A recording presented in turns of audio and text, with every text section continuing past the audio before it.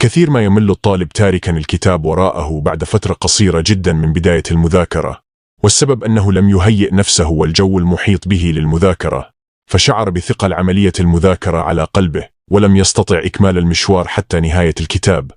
ومن هذا المنطلق نقدم لأبنائنا الطلاب في الثانوية العامة 5 نصائح ذهبية لتهيئة المناخ العام المحيط بالطالب للبدء والاستمرار في المذاكرة دون مقاطعة أو ملل.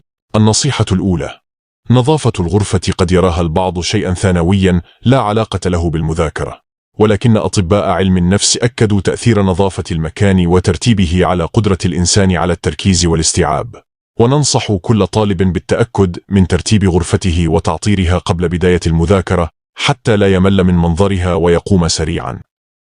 النصيحة الثانية: فكر نفسك بالدافع.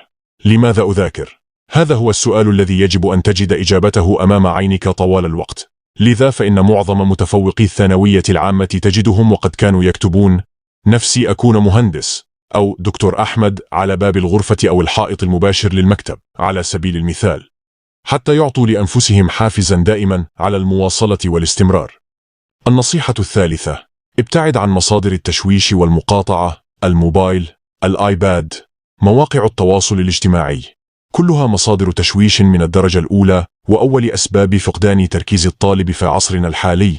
لذا ننصحك عزيز الطالب بإغلاق كل التطبيقات ووضع هاتفك على وضع الصامت قبل المذاكرة لمزيد من التركيز والإتقان في حفظ ومراجعة المادة، مع تمنياتنا لك بالتوفيق.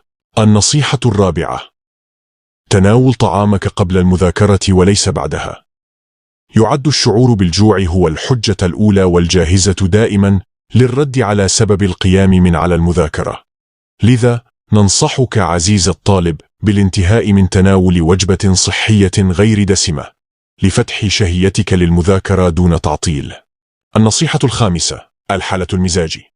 تختلف الحالة المزاجية في المذاكرة من شخص لآخر، فهناك من لا يستطيعون المذاكرة إلا والموسيقى بجانبهم، وآخرون على العكس تماما يضايقهم مصدر صوت حتى لو كان منخفضا.